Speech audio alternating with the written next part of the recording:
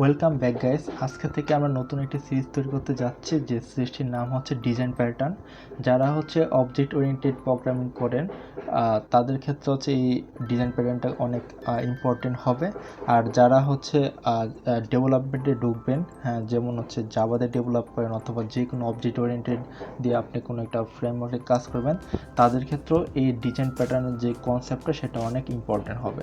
কারণ হচ্ছে আপনি যখন কোনো একটা সফটওয়্যার অথবা কোনো কিছু একটা প্রজেক্ট ডেভেলপ করবেন, ওই প্রজেক্টের যদি আপনি স্ট্রাকচারটা ভালোভাবে না গঠন করতে পারেন, অথবা যে স্ট্রাকচারটা আপনি মেক করবেন ওই, অথবা আপনি যে প্রজেক্টটা করতেছেন ওই করাটা যদি আপনি মার্কেট প্লেসের জন্য ভালো না হয়, একটা স্ট্যান্ডার্ড না হয়, তাহলে কিন্তু আপনি এই কোডটা কিন্তু খারাপ কোড হবে। মানে হচ্ছে নর্মালি আপনি যখন কোনো একটা প্রজেক্ট করবেন, নর্মালি অনেকেই অনেক প্রজেক্ট করতে পারে, বাট হচ্ছে সব প্রজেক্টেরই একটা প্যাটার্ন থাকে, যে এই প্যাটার্ন অনুযায়ী করলে আপনি কি আপনার প্রজেক্টের যে কোডের যে ডিমান্ড অথবা কোডের যে ডেভেলপটা সেটা ভালো করতে পারবেন। হ্যাঁ, মানে কোডটা আপনি ভালো ভালো কোড করতে পারেন। কোড তো অনেক দুই ধরনের আছে, একটা হচ্ছে নর্মাল কোড, যেটা হচ্ছে মানুষ জাস্ট করেই ফেলছে কোড, আরেকটা হচ্ছে আপনার প্যাটার্নিং কোড, লাইক হচ্ছে আপনি বিভিন্ন ডিজাইন প্যাটার্ন ইউজ করছেন, অবজেক্ট ওরিয়েন্টেড সিস্টেম ইউজ করছেন। ঠিক আছে, তো আপনারা যারা হচ্ছে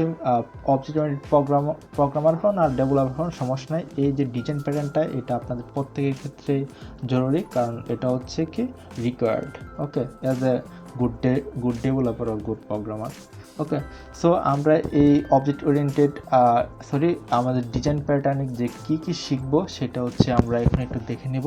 তো প্রথমে বলে নিতে চাই যে আমি একটা এই যে ইমেজটা সেটা আমি হচ্ছে গুগল থেকে ডাউনলোড করেছি। এই গুগলের এটা আমি ডাউনলোড করেছি মূলত এই ওয়েবসাইট, যে মিডিয়াম থেকে ডাউনলোড করেছি, যে এখানে আপনারা ইচ্ছে করলে এই ওয়েবসাইটে গেলে এটা নামাতে পারবেন। ওকে, তো এখন হচ্ছে আমি এই যে ডিজাইন প্যাটার্নটা সেটা হচ্ছে আমি এক্সপ্লেন করব বেসিক থেকে শুরু করে, যে আমরা কী শিখবো এবং সেটা শিখে আমাদের লাভ কী হবে সেটাও আমি অলরেডি বলে দিছি, বাট আমি আবার একটা ওভারভিউ দিব। ওকে, তো প্রথমে হচ্ছে যে টাইপস অফ ডিজাইন প্যাটার্ন।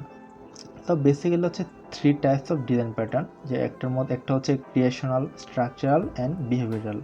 তো ক্রিয়েশনাল মূলত আপনার নাম থেকেই বুঝতে পারছেন যে ক্রিয়েশন মানে কোনো একটা ক্রিয়েশন হবে, মানে ক্রিয়েশনাল মানে তো ক্রিয়েশন, সো কোনো একটা ক্রিয়েশন হবে। কি ক্রিয়েশন হবে সেটা হচ্ছে অবজেক্ট ক্রিয়েশন হবে। তো অনেকেই বুঝতে পারতেছেন না যে অবজেক্ট কি।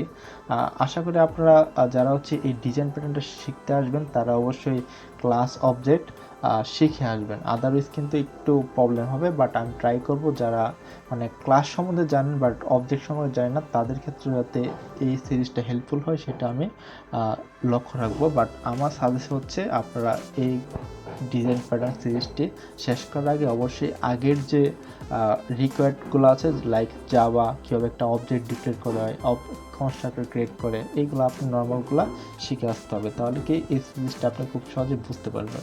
ওকে, তো এখন হচ্ছে ক্রিয়েশনাল। তো ক্রিয়েশনাল বলতে হচ্ছে আপনার যে অবজেক্ট, এই অবজেক্টটা কীভাবে ক্রিয়েট হবে, মানে কখন কোন অবজেক্টটা ক্রিয়েট হবে, কোন ইনস্ট্যান্সটা ক্রিয়েট হবে, মানে অবজেক্টই হচ্ছে ইনস্ট্যান্স। ওকে, তো আমি অবজেক্টও বলতে পারি, ইনস্ট্যান্সও বলতে পারি, ওইটা দুইটাই রাইট। ওকে, তো এই ক্রিয়েশনালের মধ্যে হচ্ছে যে অবজেক্ট কীভাবে ক্রিয়েট হবে, কখন ক্রিয়েট হবে, ঠিক আছে, এইগুলো মূলত হ্যান্ডেল করা হচ্ছে এই ক্রিয়েশনালের মধ্যে। আর একটা হচ্ছে স্ট্রাকচারাল। তো স্ট্রাকচারালটা হচ্ছে যেমন আপনি একটা কোনো একটা কী করছেন, একটা ক্লাস ডিক্লেয়ার করছেন, তো ক্লাসটা অনেক বড়, ওই ক্লাসটা হচ্ছে কি ইনহেরিট হবে নাকি ইমপ্লিমেন্ট হবে। তো যারা হচ্ছে ইনহেরিটেন্স করে আসছেন, অ্যাবস্ট্রাকশন করে আসছেন, তারা কিন্তু এইগুলোর সাথে পরিচিত আশা করি। তো এইগুলা হচ্ছে স্ট্রাকচারালের মধ্যে পড়ে। আরেকটা হচ্ছে বিহেভিয়ারাল। তো বিহেভিয়ারাল মূলত হচ্ছে লাইক আপনার ক্লাস, হ্যাঁ, আপনার ক্লাস আছে, অবজেক্ট আছে, তো এই অবজেক্টগুলা প্রত্যেকটা মানে একটা অবজেক্ট আরেকটা অবজেক্টের সাথে কীভাবে কমিউনিকেট করবে, হ্যাঁ, এইগুলো হচ্ছে মূলত হচ্ছে বিহেভিয়ারাল। আরও আছে, মানে আরও বেসিক কিছু আছে, বাট আমি নর্মালি এটা দিয়ে আপনাদেরকে জাস্ট একটা বুঝালাম যে কোনটা কাকে বলে বা কখন কোনটা ইউজ করা উচিত। ওকে, তো এখানে দেখতে পাচ্ছেন যে আমরা এখানে টোটাল 23টা প্যাটার্ন আছে, সবগুলো মিলে, মানে 3টা ক্যাটাগরি মিলে। তো আমরা ট্রাই করব যে প্রত্যেকটা প্যাটার্নে দেখার জন্য। খুব সম্ভবত হয়তো 2-1টা মিস হতে পারে, বাট আমি ট্রাই করব যদি রিকোয়ার্ড হয়ে থাকে তাহলে আমরা সবগুলো দেখবো, আর না হলে কি মোটামুটি প্রায় সবগুলোই দেখতে পারবো। ওকে, সো এখন কথা হচ্ছে মেন কথা হচ্ছে আমরা কোন ল্যাঙ্গুয়েজ ইউজ করব। তো আমি পার্সোনালি হচ্ছে অবজেক্ট ওরিয়েন্টেড প্রোগ্রামিং শেখার জন্য আমি পার্সোনালি সাজেস্ট করেছি জাভা। ঠিক আছে, তো অনেকেই জাভা করেন না অথবা অন্য যে কোনো একটা অবজেক্ট ওরিয়েন্টেড প্রোগ্রামিং করতেছেন লাইক পাইথন। তো আমরা যেহেতু জাভা দিয়ে করতেছি, আপনি হয়তো পাইথন শিখতেছেন বা পাইথন দিয়ে করতেছেন।